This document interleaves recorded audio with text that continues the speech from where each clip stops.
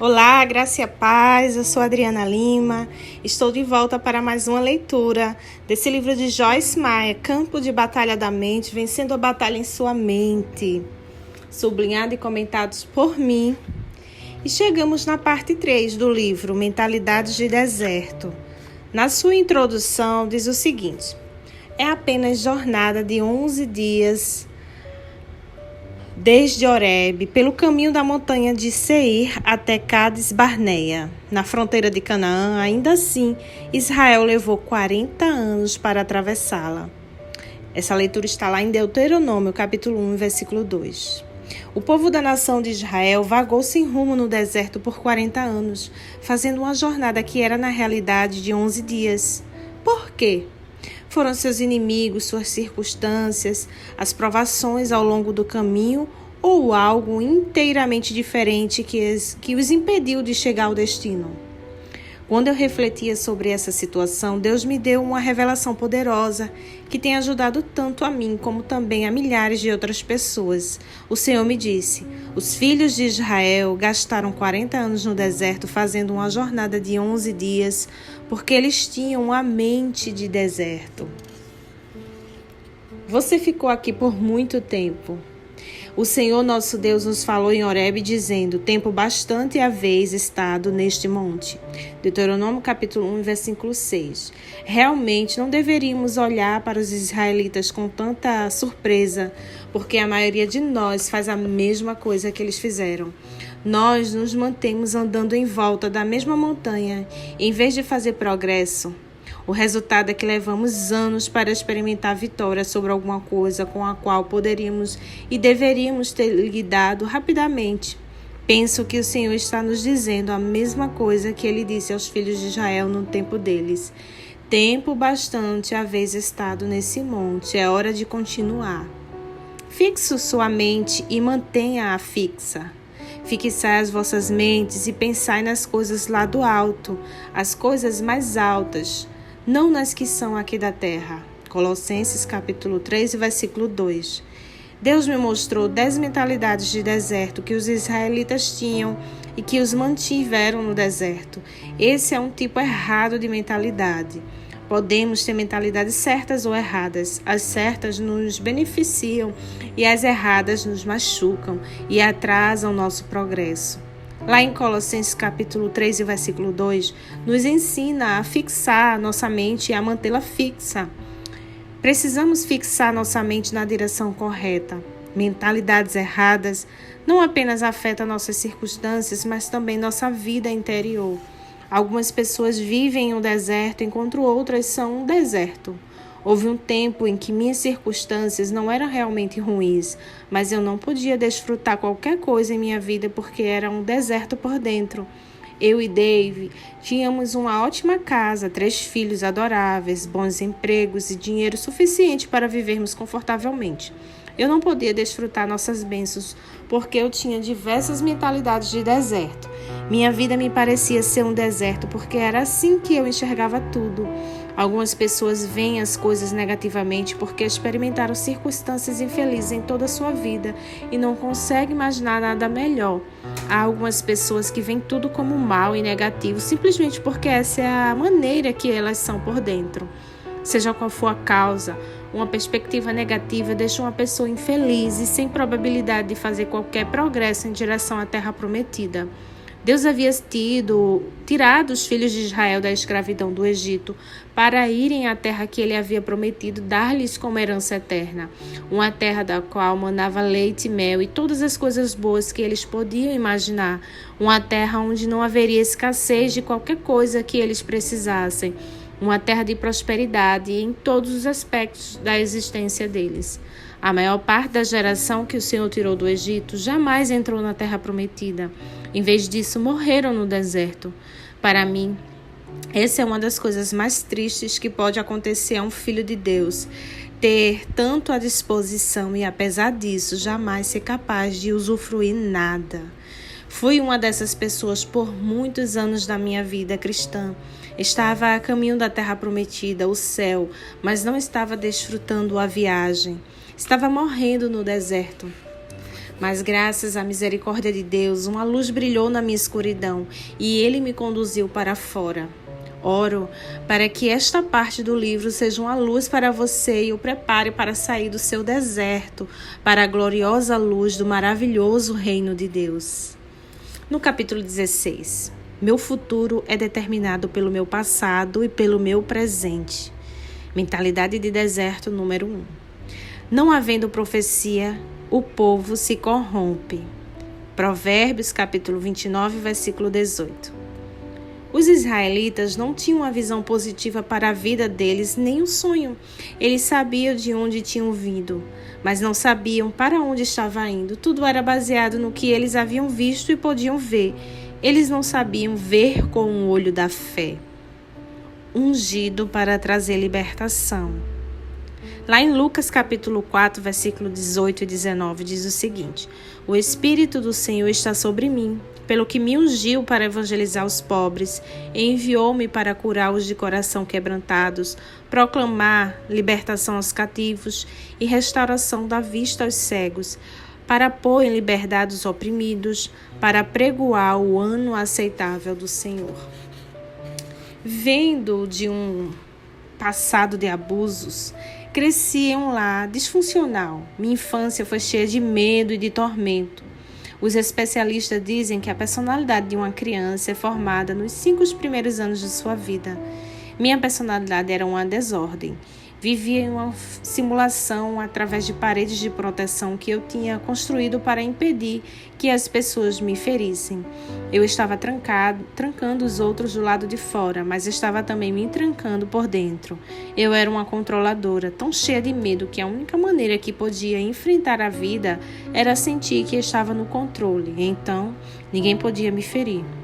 Como jovem adulta tentando viver para Cristo e seguir o ensino de vida cristão, eu sabia de onde tinha vindo, mas não sabia para onde estava indo. Sentia que meu futuro seria sempre frustrado pelo meu passado, pensava. Como poderia alguém que tem um tipo de passado que tenho estar algum dia realmente bem? É impossível. Entretanto, Jesus disse que ele veio para curar todos aqueles que estavam doentes, com o coração despedaçado, machucado e ferido, aqueles que estavam esmagados pela calamidade. Jesus veio para abrir as portas da prisão e libertar os cativos. Não fiz nenhum progresso até que comecei a acreditar que poderia ser liberta. Tinha de ter uma visão positiva para a minha vida. Tinha de acreditar que meu futuro não estava determinado pelo meu passado ou mesmo meu presente.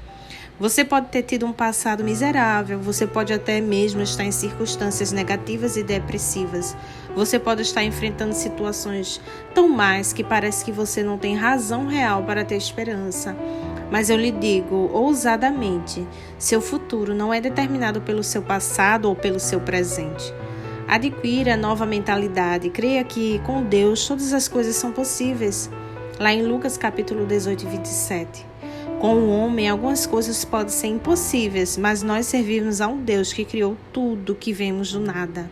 Hebreus capítulo 11, versículo 3. Dê-lhe o seu nada e veja-o entrar em ação. Tudo do que ele precisa é sua fé nele e ele fará o resto. Olhos para ver, ouvidos para ouvir. Lá em Isaías capítulo 2, versículos de 1 ao 3, diz assim: Do tronco de Jessé sairá um rebento, e das suas raízes um renovo. Repousará sobre ele o Espírito do Senhor, o Espírito de sabedoria e de entendimento, o Espírito de conselho e de fortaleza, o Espírito de conhecimento e de temor do Senhor. Deleitar-se-á no temor do Senhor. Não julgará segundo a vista dos seus olhos, nem repreenderá segundo o ouvido dos seus ouvidos. Não podemos julgar as coisas corretamente pela visão dos nossos olhos naturais.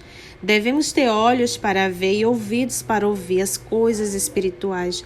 Precisamos ouvir o que o Espírito diz, não o que o mundo diz. Permita que Deus lhe fale sobre seu futuro, não qualquer outra pessoa. Os israelitas olhavam e falavam continuamente sobre como eram as coisas. Deus os tirou do Egito pelas mãos de Moisés. falando-lhes por meio dele sobre a terra prometida. Ele queria que eles mantivessem os olhos fixos no lugar para onde estavam indo e fora do lugar onde haviam estado. Vamos examinar algumas passagens que retratam claramente a atitude errada deles. Qual é o problema? Todos os filhos de Israel murmuravam contra Moisés e contra Arão e se queixaram de sua situação, e toda a congregação lhe disse: tomara tivéssemos morrido na terra do Egito ou mesmo nesse deserto. E por que nos traz o Senhor essa terra para cairmos à espada e para que nossas mulheres e nossas crianças sejam por presa? Não nos seria melhor voltarmos para o Egito? Essa leitura está lá em Números, capítulo 14, versículo 2 e 3. Encorajo a estudar essa passagem cuidadosamente. Observe como esse povo era negativo, queixoso, pronto para desistir com facilidade, preferindo voltar à escravidão e continuar através do deserto até a terra prometida. Na verdade, eles não tinham problemas, eles eram o problema. Maus pensamentos produzem mais atitudes. Lá em Números capítulo 20, versículo 2 ao 4, não havia água para o povo, então se ajuntaram contra Moisés e contra Arão. E o povo contendeu com Moisés e disseram: antes tivéssemos perecido quando expiraram nossos irmãos pela praga perante o Senhor. Por que trouxestes a congregação do Senhor a este deserto para morrermos aí, nós e os nossos animais? Nossa, é fácil ver por meio das suas palavras que os israelitas não estavam confiando em Deus de maneira alguma. Eles tinham uma atitude negativa de fracasso. Eles decidiram que iriam fracassar antes mesmo que tivesse realmente começado, simplesmente porque cada circunstância não era perfeita. Eles exibiram uma atitude que veio de uma mentalidade errada.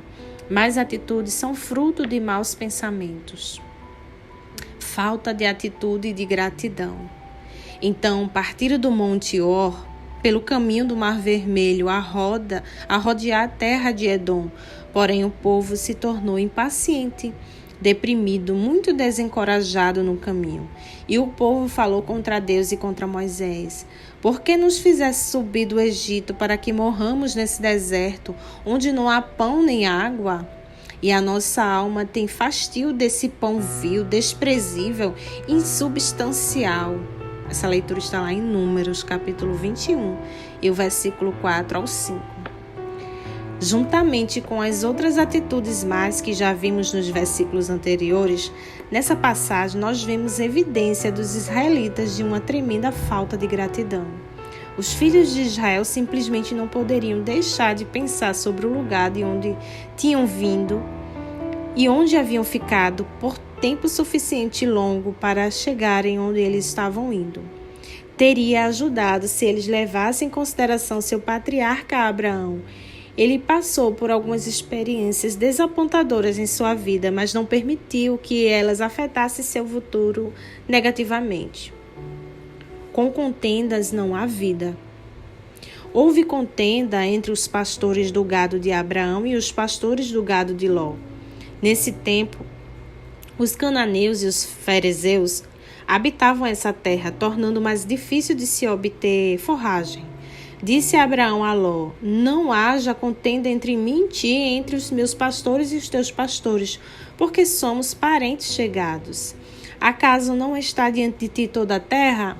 Peço-te que te apartes de mim. Se fora para a esquerda, irei para a direita. Se fores para a direita, irei para a esquerda. Levantou Ló os olhos e viu toda a campina do Jordão, que era toda bem regada, antes de haver o Senhor destruído Sodoma e Gomorra. Como o jardim do Senhor, como a terra do Egito, como quem vai para Zoar. Então Ló escolheu para si toda a campina do Jordão, e ele partiu para o oriente, separando-se um do outro.